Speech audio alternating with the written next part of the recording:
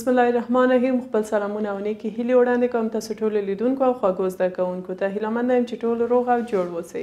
ګرانو زده کوونکو، تېره جلسه کې موږ مختلف موضوعات زده کړ چې زموږ اصلي موضوع د څه شي په اړه و. ګرانو زده کوونکو، څو قیمته الکولونه، چې په څو قیمته الکولونو کې موږ دوه قیمته الکول په اړه موږ وویل. ګرانو زده کوونکو، زموږ نننۍ موضوع چې موږ غواړو د هغه په اړه ووایو، هغه ده د ګلیسرین په اړه چې په 115 پاڼه کې و.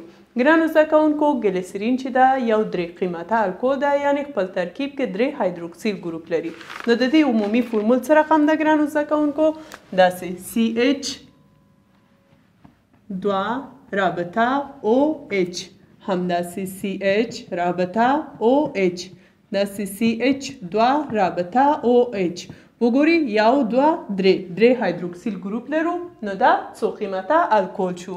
نو د دې نوم څه ده ګرانو زده کوونکو؟ د دې نوم ده ګلیسرین. ګلیسرین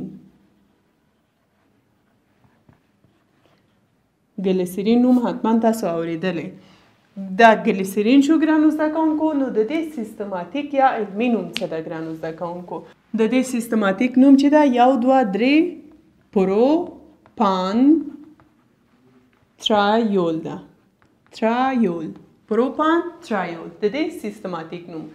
ښه ګرانو زده کوونکو، ګلیسرین چې ده په اوبه کې ډېر په ښه توګه حلیږي، او بل ګرانو زده کوونکو دا چې ده په عادي شرایطو کې مایع او چسپناک حالت لري.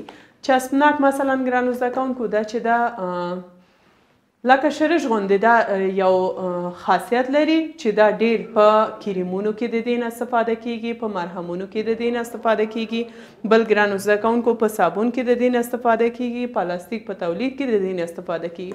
مثلا ګرانو زده کوونکو، کله چې تاسو کریم واخلئ او په لاس کې تاسو ووهئ، نو داسې یو شرش غوندې په دې کې داسې چسپ کیږي یا په دې کې جذب کیږي، نو هماغه چسپنده خاصیت د څه ده؟ د ګلیسرین ده. دا چې دا د اوبو د نرمولو مادې په توګه د دې نه استفاده کیږي. بل ګرانو زده کوونکو، دا چې دا په 18 سانتیګریډ کې کنګل او په 290 سانتیګریډ کې دا په ایشېدو راځي.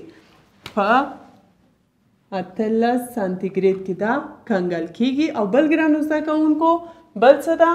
دا په 290 سانتیګریډ کې 290 سانتیګریډ کې دا په ایشېدو راځي. مونږ وایو چې دا یو ډیر ښه محلل ده او دا په اوبه کې په هر نسبت حلیږي. بل د دې کثافت ګرانو زده کوونکو 1.26 ګرام پر ملي لیتر ده. 1.26 ګرام پر ملي لیتر د دې کثافت ده. بل ګرانو زده کوونکو، دا چې دا مونږ کولی شو ګلیسرین د حیواني وازدې او نباتي غوړیو د هایدرولیز څخه یې لاسته راوړو. نو ګرانو زده کوونکو، د دې هماغه معادلات ډېر مهم دي چې تاسو باید یادداشت کړئ او زده کړئ.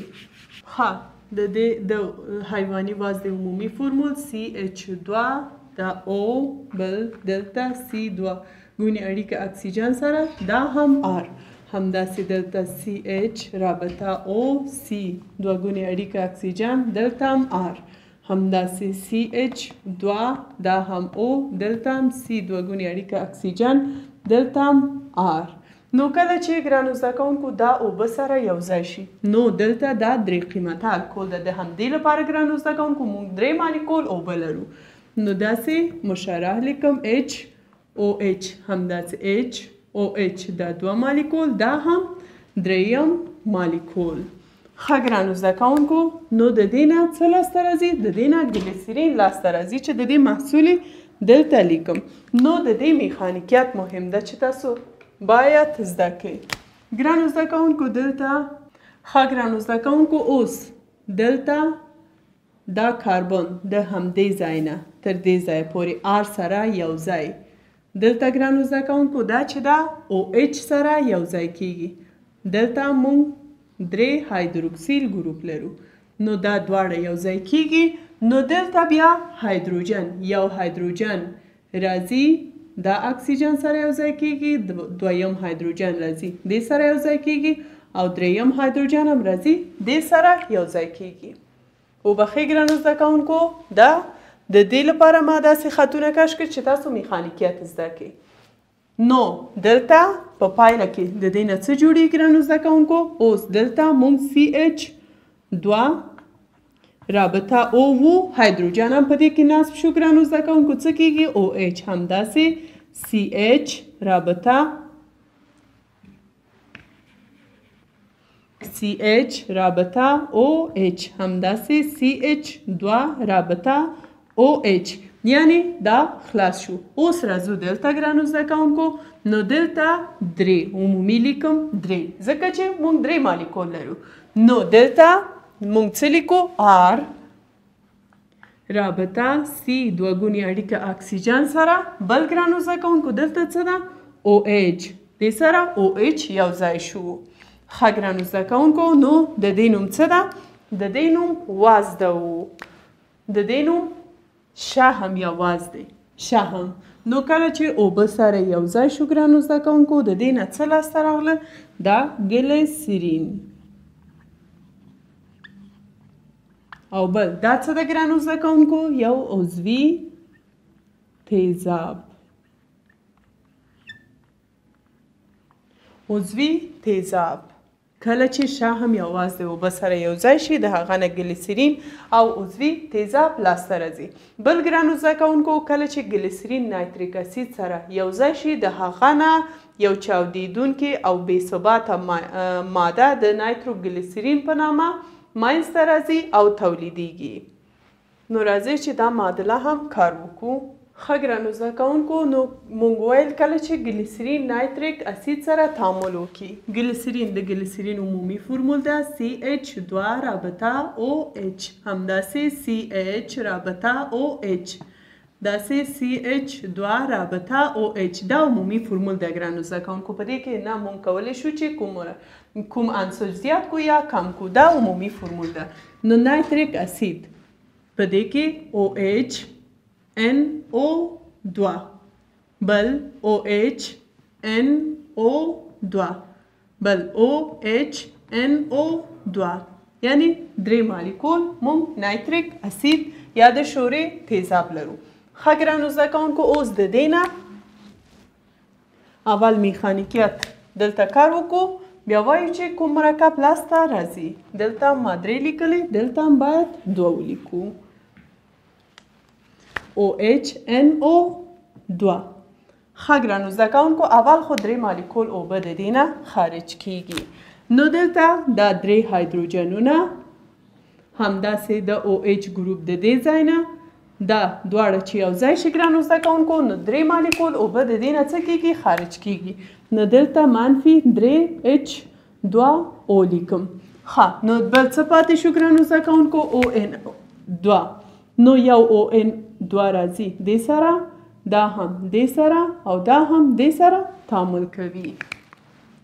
نو دلته CH2 رابطه ONO2 بل CH رابطه ONO2 بل CH2 رابطه ONO2. نو ګرانو زده کوونکو داسې هم موږ لیکلی شو. دلته یا لیکم یا داسې CH2 NO2 ده NO3 کیږي. دا اکسیجن هم دې سره یو ځای کو NO3 دلته CH NO3 دلته هم CH2 NO2 CH2NO3 لاسته راځي. ښه ګرانو زده کوونکو اوس د دې نومونه ولیکو. د دې نوم څه ده؟ د دې نوم ده نایتروګلیسرین چې موږ ویل یو ډیره خطرناک او چاودیدونکې ماده ده. نو د دې نوم د دې نه څه لاسته راغلی؟ نایتروګلیسرین. نو دا هم نایتروګلیسرین ده نه هم نایتروګلیسرین. دلته لیکم نایتروګلیسرین. نایتروګلیسرین لاسته راځي چې دا یو ډیر خطرناکه ماده ده. ګرانو زده کوونکو نایتروګلیسرین چې ده یو بې ثباته ماده ده. په 1980 میلادي کال کې د نوبل په نوم یو دنمارکي کیمیاپوه د بورې اره سره لږ څه باثباته کړه. نو په هماغه وخت نه تر اوسه پورې د همدې په طریقه کې یعنې د بورې اره په واسطه دا لاسته راځي. مګر ګرانو زده کوونکو کله چې نوبل چې د هماغه عالم نوم و خپله یعنی د همدې لارې نه کله چې ګلیسرین همدا نایتروګلیسرین لاسته راوړه دا باثباته که ډېره شتمنۍ ترلاسه که یا لاسته راوړه. نو کله چې ګرانو زده کوونکو د همدې وسیلې نه چې دا ډېر خطرناک او چاودیدونکې ماده ده د جنګي وسیلو په جنګي وسایلو کې د دې نه استفاده شو او د انسانانو د وژنې لامل وګرځېده. نو هماغه وخت نوبل خپله هماغه ټول شتمنۍ د نوبل د جایزې په نامه وقف کړه او انسان دوستو پوهانو ته یې له دې شتمنۍ ورکړه ومنله. دا تعامل چې ده یو اکزوترمیک تعامل ده. ګرانو زده کوونکو څرنګه چې موږ ویل دا په طبابت کې په کریمونو کې په مرهمونو کې د دې نه استفاده کیږي. او بل ګرانو زده کوونکو د رنګونو اوبو د پرنټر په رنګونو کې همداسې په مرهمونو انټي فریز او داسې نورو کې د دې نه استفاده کیږي. او بل قطبي حیوانات له هغوی ډله څخه چې قطبي خوږ ده. ګرانو زده کوونکو هغوی د ساربیتول او ګلیسرول مادې د تولیدولو خاصیت لري. د همدې لپاره هر څومره چې هوا یخه شي نو هغوی کولی شي چې په هماغه هوا کې په -80 سانتیګریډ کې هم هغوی ژوند وکړي. یعنی ځکه چې د هغوی په بدن کې یو داسې ماده ده چې د ساربیتول د مادې د تولید لامل ګرځي. بل ګرانو زده کوونکو ګلیسرین مونږ کولی شو د الکول د استحصال په عمومي طریقه یې لاسته راوړو مګر غیر اقتصادي ده او اقتصادي طریقه د وازدې او نباتي غوړیو هایدرولیز او تخمر دی چې د سړو وینو لرونکو حشرو او قطبي حیواناتو په بدن کې د ګلیسرین تولید لامل ګرځي چې مونږ ویل په -80 سانتیګریډ کې هم هغوی کنګل نه کیږي. ګرانو زده کوونکو کله چې ترای نایتروګلیسرین یا هم دلته چې موږ نایتروګلیسرین ویلې دا ګرانو زده کوونکو کله چې دا انفجار کوي د دې نه کاربن دای اکساید اوبه او نایتروجن لاسته راځي. که همدا معادله هم دلته ولیکو ګرانو زده کوونکو نو همدا معادله د دې پاتې برخه دلته لیکم. کله چې دا انفجار وکړي ګرانو زده کوونکو نو په پایله کې دلته 12 کاربن دای اکساید بل اوبه لاسته راځي بل 10 مالیکول اوبه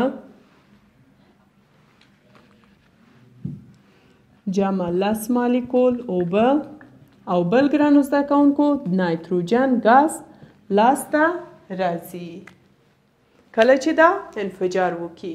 ځکه چې مونږ ویل دا یو انفجاري او چاودیدونکې ماده ده. نو کله چې دا انفجار کوي ګرانو زده کوونکو نو د دې نه څه لاسته راځي؟ کاربن دای اکساید اوبه او نایتروجن. معمولا ګرانو زده کوونکو نایتروجن کله چې مرکباتو سره یوځای کیږي نو هغوی ته انفجاري خاصیت ورکوي. نو خپله همدا نایتروجن چې ده ګرانو زده کوونکو دا خاصیت نور مرکباتو ته ورکوي. مثلا همدا ګلیسرین وګورئ په دې کې OH و نو د OH په ځای NO3 شو نو دا انفجاري خاصیت لري. نو معمولا د نایتروجن خاصیت هم داسې ده چې کله چې مرکبات سره یو ځای شي هغوی ته انفجاري خاصیت راکوي. ښه ګرانو زده کوونکو نو دا زموږ نننی موضوع چې د ګلیسرین په اړه مونږ ویل. که نننی درس کې اتیر درسونه کوم ستونزه لري کولی شئ کمنټ کې مطرح وکړئ. زموږ درس همدلته پای ته رسیږي. تر بله جلسې ښه وخت. خدای په امان.